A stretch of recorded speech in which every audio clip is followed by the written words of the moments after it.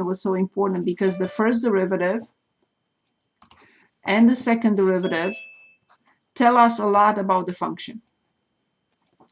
What was the second major application here? The second major application was in cost, profit, and so on and so forth.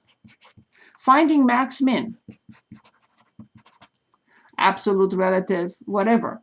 In finding max min, because without the derivative, without differentiating, without finding C prime of x, without finding R prime of x, and so on and so forth, I was not able to find max min. So graphing is based on differentiation. Finding the max min of functions is also based on differentiation. The next topic, after we work on a little bit more word problems, I'm not going to skip anything. So 3.7 is not a section that is covered in this class. So 3.7 is not part of chapter 3. But there are other applications that I want to list here. After we look at more word problems, I would like to look at something called implicit differentiation.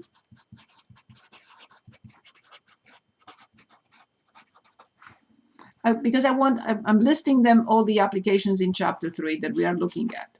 So we looked at this, we're going to continue looking at this. We're going to look at implicit differentiation.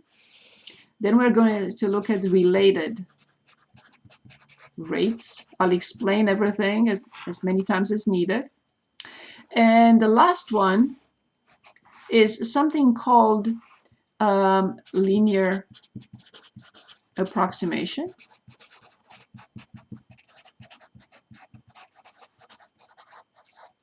And differentials.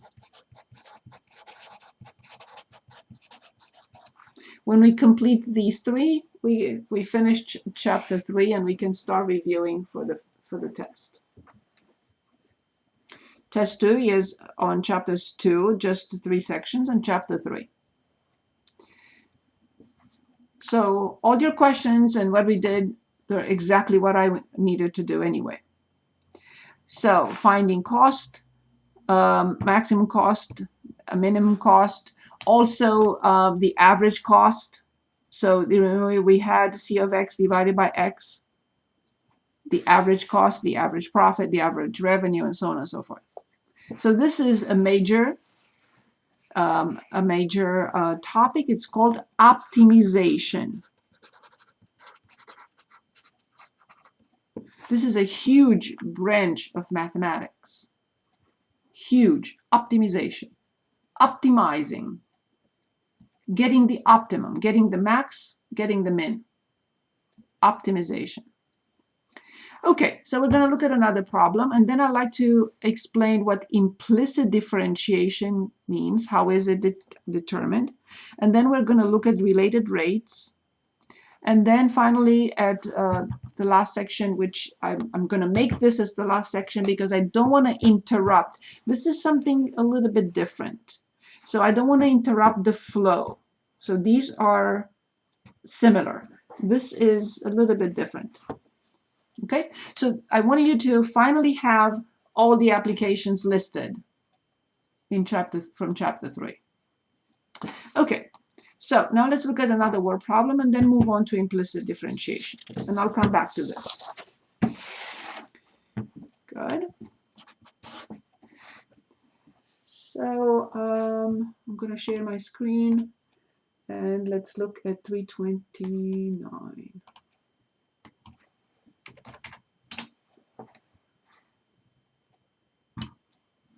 Okay. So my idea would be to look at something like maximizing volume, if you'd like. And of course, something that is major in business, revenue, cost, profit. What would you like to continue with? You want to look at maximizing profit, these problems 25 through 29. They're all maximizing profit. This section deals with just applications and nothing else. Optimization. Finding max, min of different functions.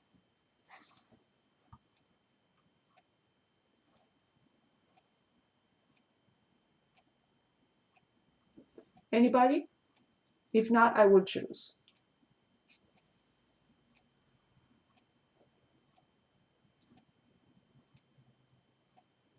Okay, let's start with number 19 and then we'll look at the profit situation.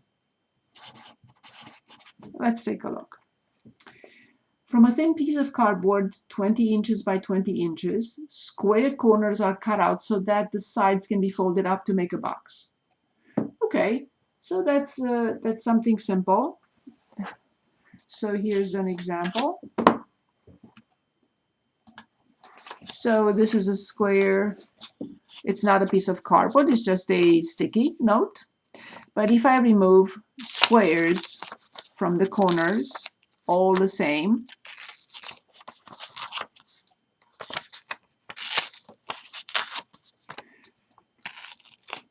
same size. I'm going to draw this in a moment for you. And then I just fold the sides. I can, with care, create a box. Okay, so this was initially 20 by 20. I removed x, x, x, x, x, x, x, x, x, x, x, and I was able to fold this into a box. So now let's see what they want us to continue with. So, okay, so we make a box. And the question is, what dimensions will yield a box of maximum possible volume with this restriction? This is a restriction. I only have a 20 by 20. So what dimensions, what is the maximum volume and what dimensions will yield maximum volume? So let's see how we address this issue. Good. So we have a 20 by 20. It's a square 20 inches by 20 inches. And I remove this, and I remove this, and I remove this, and I remove this, and this is XX because it's unknown. So then I create the box. Here's the box. And I have the same measurement, right? The sides are the same. How come? Well, because it's a square base. I start with a square piece of cardboard anyway. And then I have to identify the height. Can anyone tell us anything about the width, which is also the length or the width and the length, the same thing, they're equal. And can anyone identify the height of the box for us?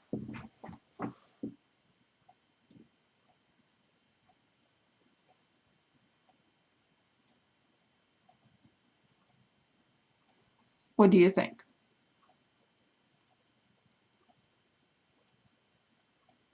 Length of x is x is the length. I mean the height of the box. Very good. The height of the box is definitely x, absolutely. What about the width and the length?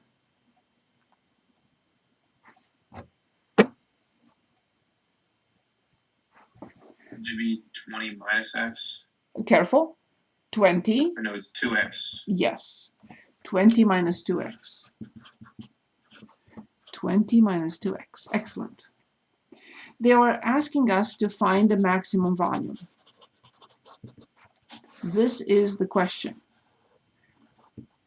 What are the dimensions for the maximum volume? Well, I know how to find the maximum of a function, but I have to have the function first. Right now, I don't have the function. So, can anyone refresh our memory on how do we find the volume of a box, a rectangular box like this one? What is the formula? We need the formula so we can create. Length times height times width. Yes, very good. Length times height times width, or length times width times height, it doesn't matter. Excellent. Very good. Thank you. Yes. Good. So now the length is 20 minus 2x. but that is times 20 minus 2x, and then times the height. So I'm going to put the height right in front. Excellent. I have the function, but I'm not there yet. I have to square and then distribute x. Good. 20 squared. How many terms do I have to write in here? Please do not say 2. Please. A binomial squared. This is what we started with 2 months ago. A binomial squared has how many terms? Please don't say 2. Exactly. Thank you. The first term squared, 400. Minus 2 times 2 is 4. 4 times 20 is 80. Plus the second term squared, 4x squared. Again, the first term squared, 400. Minus 2 times 2 is 4. 4 times 20 is 80x plus the second term squared, which is 4x squared. Now I distribute x and arrange it in descending order correctly. 4x to the third minus 80x squared plus 400x.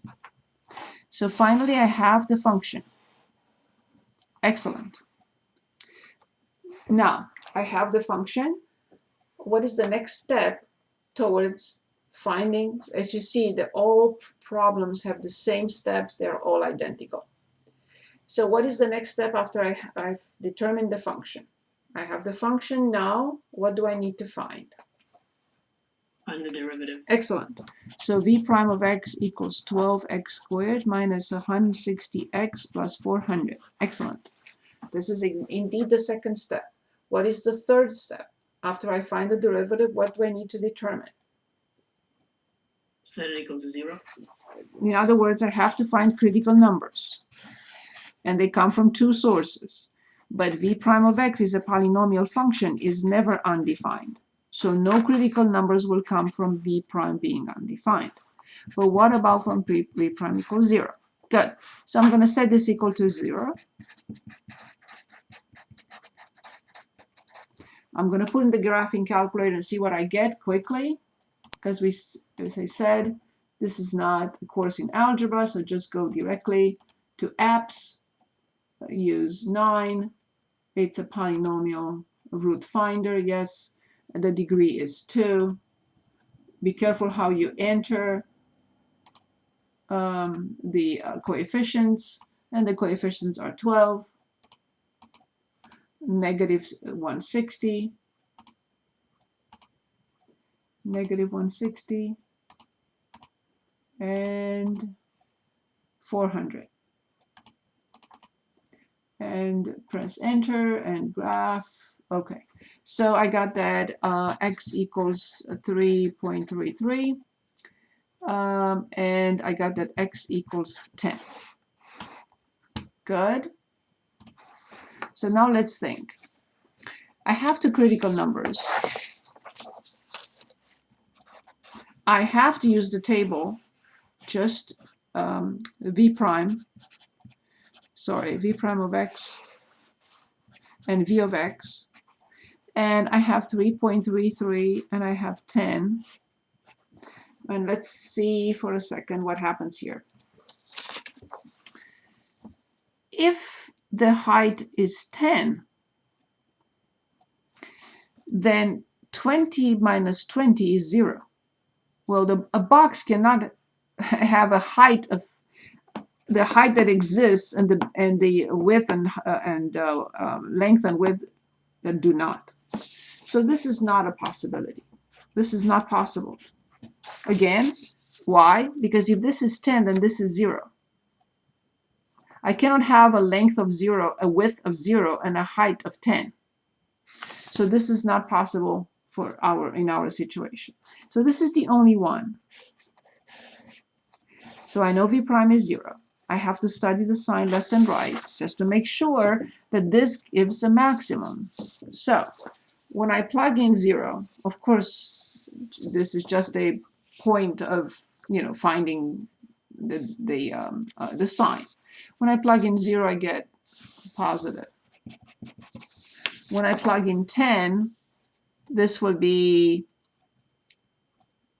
1200 plus 400.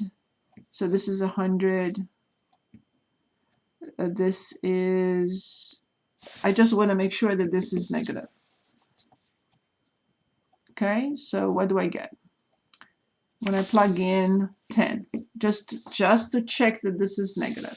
Because if it's not negative, then this is not going to give us the maximum. Because it has to be this. So the first derivative has to be negative. So let's check. Again, with 10. With 10, I have 1200 minus 1600 plus 400. Yes, of course, it gives me 0. That's expected. Okay. So I have to check with something before 10. I'm just going to use the graphing calculator so I don't waste time. So I'm just going to put in the graphing calculator, in y equals, I'm going to put in the derivative. So just 12x squared minus 160 x and then plus 400. I just need to convince myself that to the right of 3.3, like 5 and 6 and so on and so forth, the numbers are negative, and the numbers are negative. So the sign of the first derivative is indeed positive before this and negative on the other side. So I know that this is typical for a relative max, or even absolute max in this case. So I have to plug in 3.33 in the function now to determine the maximum volume. So they're asking us to find the dimensions.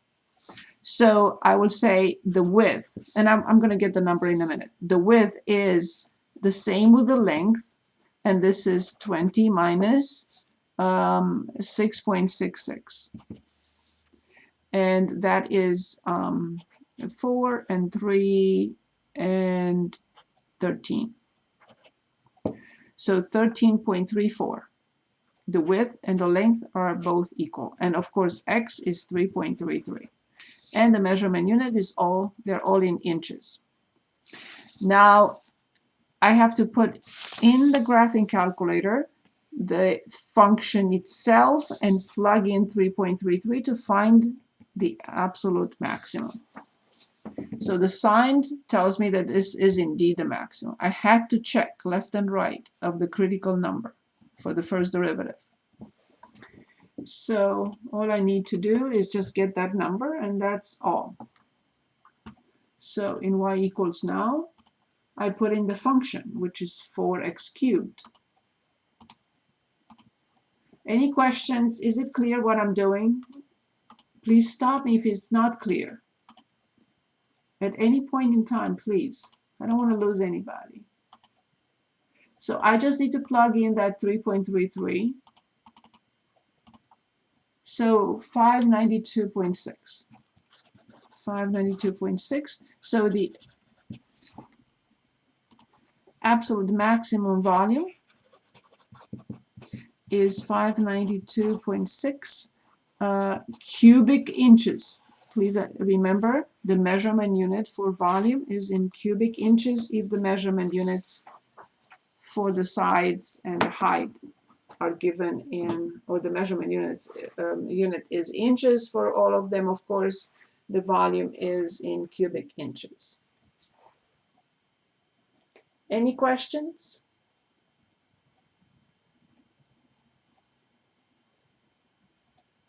As you see, there is the same pattern over and over. Find the function if it's not given, find the derivative, find critical numbers, put them in the table, find the value of the function, and study the sign of the derivative. These are all the same steps. Do you want me to write the steps down again?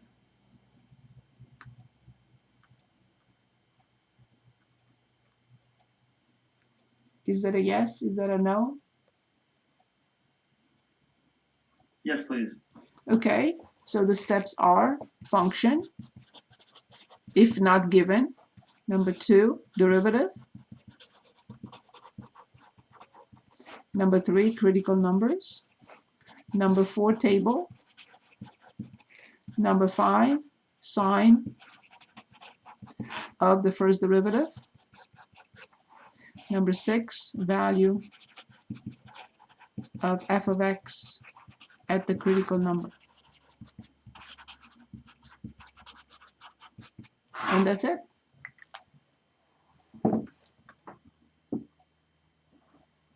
The function, if it's not given, its derivative, critical numbers coming from 2 sources, the table with the first derivative and the function, study the sign of the derivative, and find the value of the function at the critical number. And that's it. Let's also look at another problem. So here we have maximizing profit. Find the maximum profit and the number of units that must be produced and sold to achieve that. So would you like to choose a problem from here? 25 through 30. So we can determine the maximum profit. Exactly the same. Can we do 26? Absolutely. So let's do 26. So in 26, and this is on page 329, we have r of x, which is the revenue, 50x minus 0.5x squared. We are given the cost, which is 10x plus 3. And what they want us to find the maximum profit. I don't have the function. The function is not given to us. They are giving us the function, but indirectly. Now, how do I find the profit function? Anyone remembers how to find the profit function?